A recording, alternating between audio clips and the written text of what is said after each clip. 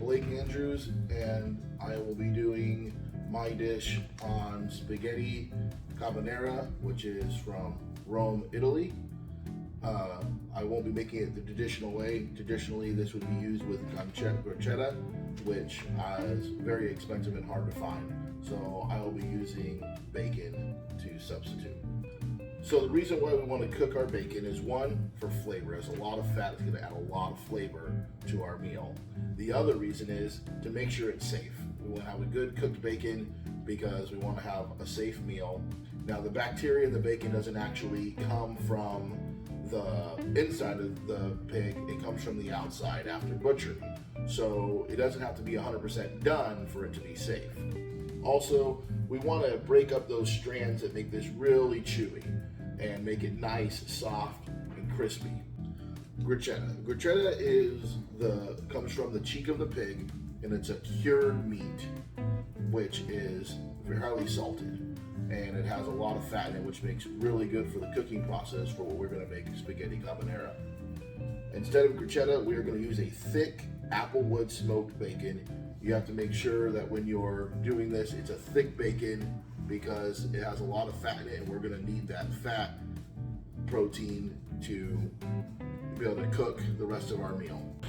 Next, before we get started with the actual cooking, our ingredients are going to be shredded Romano cheese. Usually comes from goat, but I believe this one actually comes from cow. Also, we're going to be using our fresh Parmesan cheese. We're going to be doing about 1/4 cup of each and 1/2 cup to make 1/2 cup mix into our bowl with 2 eggs. After that, we have our bacon. We have our onion and garlic and our parsley for the end, and our spaghetti pasta. The thing we're going to be doing is boiling our water with conduction. The boiling water is what we're going to cook our pasta in. The water boils at right around 212 degrees. We're also going to add a little bit of salt to this with our pasta, just to make sure it doesn't stick together while it's in there. After that, we are going to throw our bacon into a cold pan and turn it on to a medium-high heat. We want it cold so it renders out all that fat. After we're done with that, we're going to be throwing in our onion and garlic into the pan while it cooks. This will release the defense mechanisms inside the onion and the garlic and the sulfur traits that we know to like to our taste buds. Good. Your tool to stir your pasta up in and get that nice and just leveled in there however you want for it to start cooking. Then we want to add in our bacon to a cold pan at a medium-high heat and let this bacon will just start to render itself out as the pasta cooks. Now, while that's happening, what's going on with the pasta there is all the starches and gluten compounds are starting to, the molecules are starting to break apart while the water boils. It's breaking apart all the starches and the gluten compounds inside the pasta. So those strings are in there that catch all the sugars and the gluten are becoming less attached as it cooks. While that's happening, I like to come over and I start my eggs. Your eggs, which are a baby chicken that are not fertilized and are salmonella safe because nowadays they are cleaned and sterilized, will go into your bowl. Your main part of this is going to be your yolk, which is the actual, would turn into the baby chicken, and your white, which is the protective cell around the chicken. We'll add that into a bowl. Sure. Then we are going to add our Romano cheese.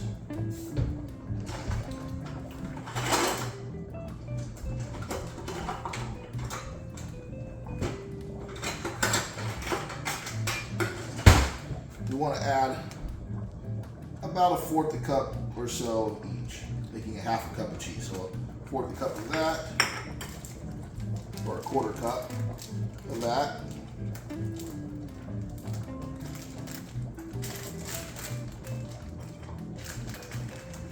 And I always do it over because a little extra cheese never hurts. And a quarter cup of Parmesan. Now, traditionally these come from a goat, but these cheeses here in the US come from pig. A little black pepper. You want to whisk that up. You want to get it nice and mixed in there, because this is what is actually going to make our sauce if we do it the right way with boiling water.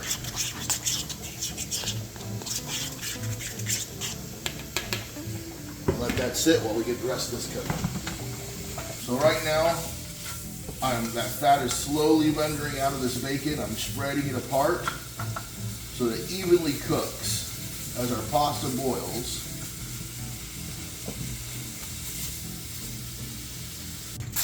So this is a fast cooking meal. Now, if I do this wrong, we're going to end up with stir-fried noodles. But if I do it right, we'll end up with a creamy pasta. You want to twist and drop it in like that. Add a pinch of salt. Alright, so now I'm going to be adding in my garlic and my onion to this. This is going to cause the Maillard effect, which is all these different components now, their molecules are breaking down and mixing together. The onions and the garlic, which is the lower stem bulb of the plant, are starting to release those defense mechanisms that smell really good and mix in, causing tons of flavors while molecules are binding and crashing together in here. Alright, so as you can see here, I have to kind of scrape it off now on the bottom, because what's happening is the browning from the conduction heat into the pan, into the bacon, is starting to brown all of our veggies, our onion, our garlic, and our bacon. It's starting to get that more crisp look to it.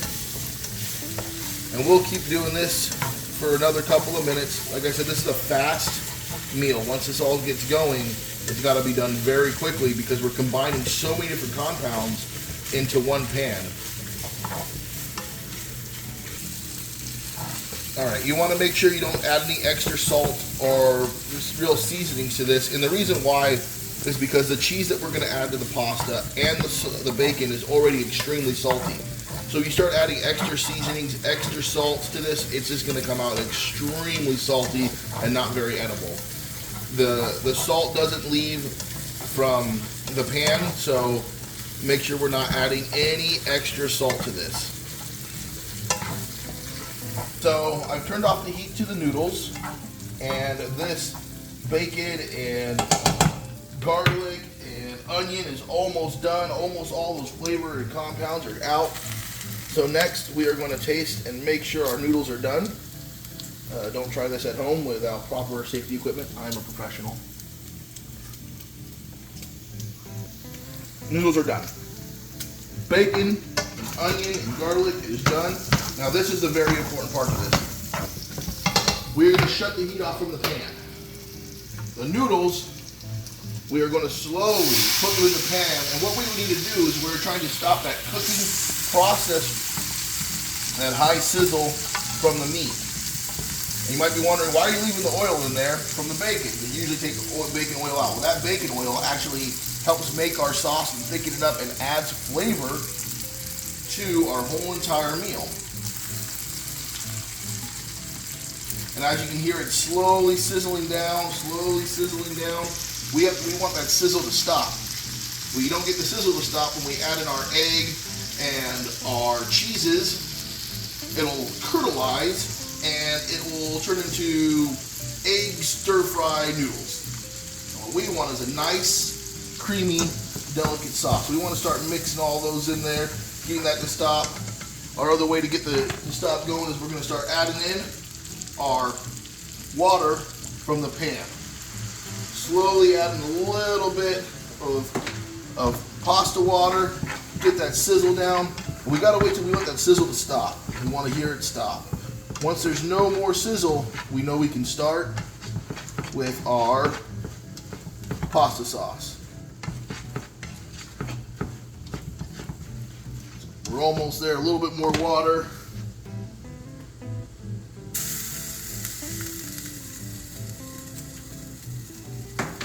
The sizzling's starting to calm down. The oil and the bacon and the flavor compounds are now mixing with the starches in the pasta. Now you see we've heard that cooking process stop, the sizzle stop. Now this is where we have to be fast. We have to add in our egg and cheese right here, which if we don't do this quick enough, it will turn into stir-fry noodles. We want is a nice, creamy pasta. We start mixing this very quickly. At the same time as mixing, we're gonna add some more water to it.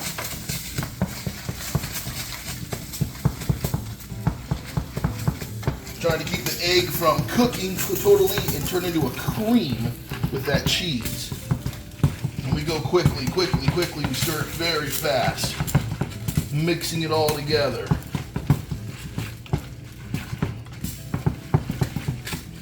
Adding a little more water. You just add water as needed. There's no measurement real amount for this. It's just stopping that cooking process and breaking down the egg and the cheese and mixing it together and forming different compounds and mutating it all to be one delicious, creamy Cabanera. You see how creamy that is? If you just want it, and depending on how creamy you want, you just add a little more water. The water and the boiling effect is what keeps making it more creamy and more creamy as you go. Now the next step is to plate this, garnish it, and try it. And for the last little bit, we add just a touch of parsley, which has a lot of good vitamins and minerals, and it also has fiber. And then if you want a little extra cheese, you can always take a little bit of your Parmesan or your Romano and just sprinkle a little bit of that on there. And that right there is a nice, great, not traditional, but spaghetti Cabanera.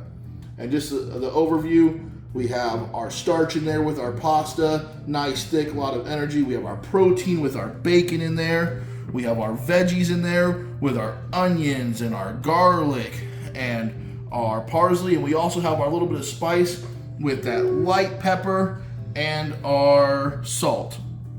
And now, the best part, we gotta give it a try and make sure it was done right.